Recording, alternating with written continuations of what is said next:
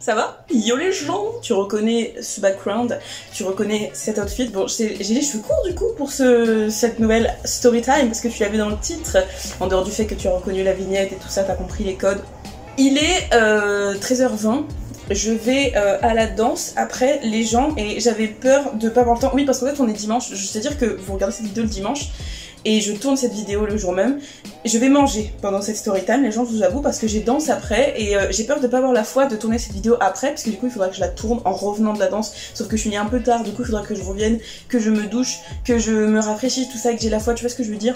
J'espère que le son sera bien et que ça va pas faire bizarre. J'ai une pote qui m'a... Vous connaissez cette pote, je vous en ai parlé il y a pas très longtemps, Léa Lifestyle, et je vous invite à aller sur sa chaîne YouTube parce qu'elle fait du contenu de qualité. Je vais manger, j'ai faim. Si cette vidéo sort à l'heure du repas, bah écoute, tu pourras manger. Moi je mange à l'heure du midi en ce dimanche, mais elle sortira probablement ce soir, donc je vais prendre mon plateau, je reviens. Allons-y gaiement. J'espère qu'on me voit bien, j'espère que le setup est bien tout comme il faut. Je vérifie, hein. Ça a l'air d'être de l'eau pour s'hydrater. Écoutez, ça a l'air d'être plutôt pas mal. J'allais dire où est mon téléphone. Tu l'as vu dans le titre? On va parler de mon coming out et de comment il s'est fait. Parce que j'avais envie de... Ah, je suis désolée, enfin. Pour les gens qui me suivent et qui me connaissent depuis, on va dire, le début, ou qui sont arrivés à la période à laquelle j'ai sorti, moi, mon court-métrage et puis même des vidéos dans lesquelles j'en parlais, les gens savent que j'ai fait un coming out parce que je le place maintenant. Encore une fois, le coming out, ce n'est pas un événement obligatoire.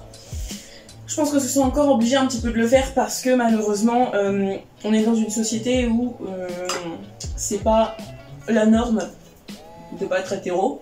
Et du coup, je me suis dit c'est quoi? Petit story time. Bah c'est parti les gens, on y va. Nous sommes en 2018.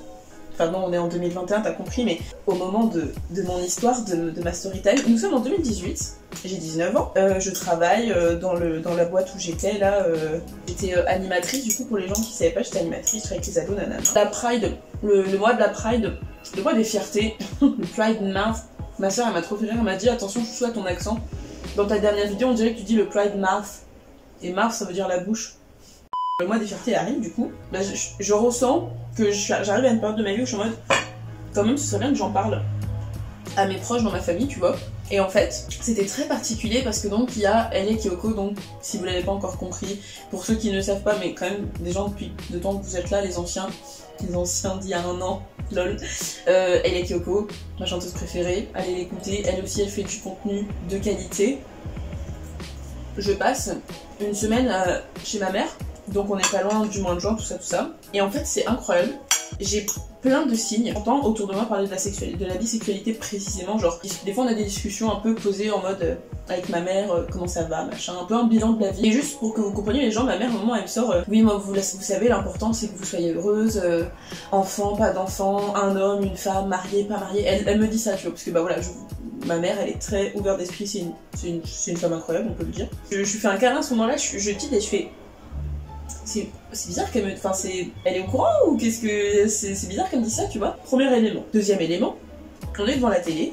Ma mère et mon beau-père, donc ils travaillent ensemble, tout ça, et le midi, ils rentrent du boulot, ils viennent manger à la maison. On mange ensemble devant la télé, on regarde les infos, petite habitude, la pub. La pub arrive.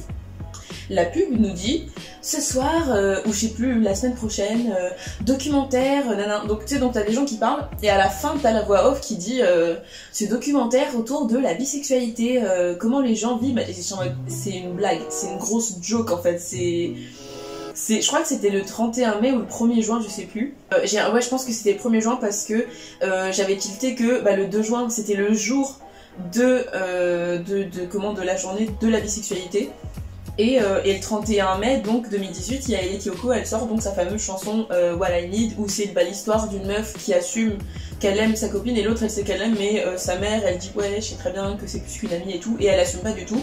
Puis finalement elle lui dit mais si je t'aime, et allez voir ce clip, il est incroyable.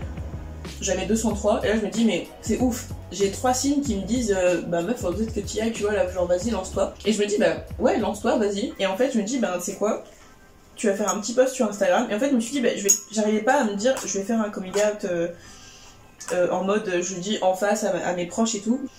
En fait je me suis dit je vais faire un post directement sur les réseaux sociaux parce que même si j'ai pas des milliers d'abonnés et tout ça, enfin même des centaines, genre j'avais pas beaucoup d'abonnés à ce moment-là, j'en ai toujours pas beaucoup mais bref, majoritairement mes abonnés c'est des amis, des gens que je connais dans la vie, des collègues et machin, des proches ou des gens que j'ai rencontrés uniquement sur les réseaux sociaux par rapport à mon contenu, etc. Et je me dis, bah, si je le fais sur les réseaux sociaux, obligatoirement, du coup, la première personne, je pense, et c'est ce qui s'est passé, qui va être au courant, c'est ma soeur, avec qui je suis en coloc, qui vit, bah, du coup, dans la pièce d'à côté, qui était dans sa chambre à ce moment-là. Et je me dis, c'est quoi, ben, c'est le jour même de la fierté bisexuelle, c'est quoi, vas-y. Et en fait, j'ai posté, donc je vous le mets le post ici, c'est ce personnage, c'est un personnage d'une série animée, enfin, c'est un reboot d'une série animée qui s'appelle Voltron. Je crois que j'en ai déjà parlé. C'est un personnage qui n'a pas été officiellement assumé bisexuel, je crois, par les réalisateurs. Et voilà, enfin en tout cas les personnes aimaient à croire ça parce que vraiment il y avait des signes, je suis désolée les gens mais qui ne trompaient pas, des codes dans les séries, enfin des trucs qu'on connaît, et bref, et je me suis dit bah j'ai trouvé cette photo, cette rue est brillante.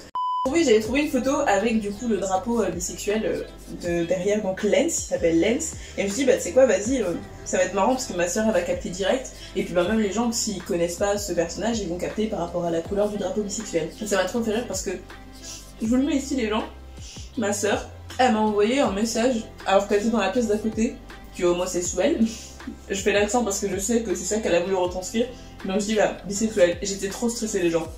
C'est ma soeur, japonais depuis que je suis née, était dans la pièce d'à côté, j'étais pas bien du tout. Et moi j'ai répondu c'est l'heure de faire mon coming out. Et je vous le dis de cette façon parce que c'est une private joke entre elle et moi parce que Retake, si je dis pas de bêtises, c'est des gars, si vous les connaissez pas, allez sur leur chaîne, je vous fais de la pub, voilà, les gens, je vous fais de la pub. Ils font des résumés foireux de séries animées et c'est des pépites. Et juste pour vous remettre dans le contexte, les gens, à un moment ils ont fait donc pour le résumé foireux de Death Note, ils ont fait un moment où il y a une scène voilà, il y a une scène un peu pour doubler ce moment-là, il parodie un peu le truc et du coup je sais plus c'est elle ou Light qui dit c'est l'heure de faire mon coming out, et du coup ça m'a fait rire parce que je savais que ma soeur allait comprendre et du coup je lui ai envoyé ça comme message, du coup ça m'a fait rire.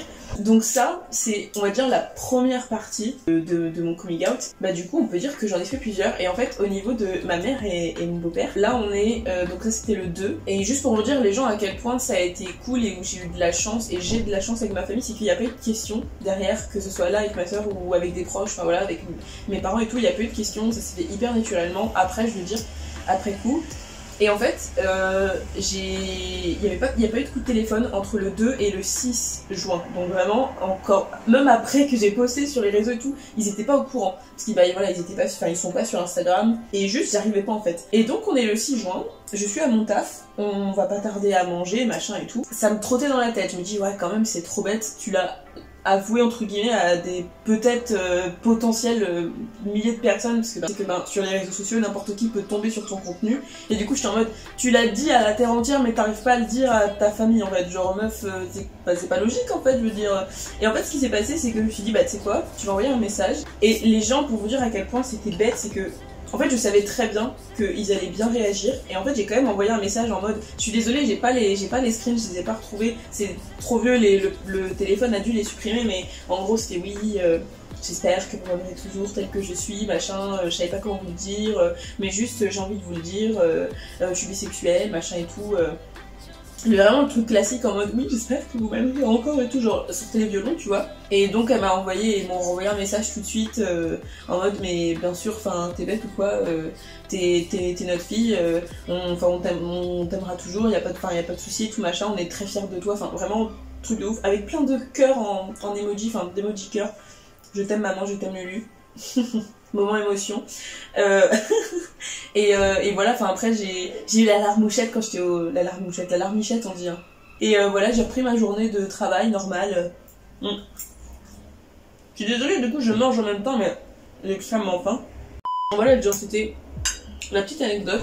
J'ai eu de la chance. J'ai eu grave de la chance parce que en soi moi je savais que les personnes en question réagiraient bien et qu'il n'y aurait pas de problème et tout. Mais encore une fois, pour les personnes qui auraient du mal par rapport à ça, vous n'êtes pas obligé de faire un coming out, vous n'êtes pas obligé de l'afficher sur les réseaux sociaux. Allez voir les gens qui n'auraient pas vu, c'était ma deuxième vidéo de la chaîne, donc elle est un peu vieille et je suis pas aussi folle que dans mes vidéos actuelles.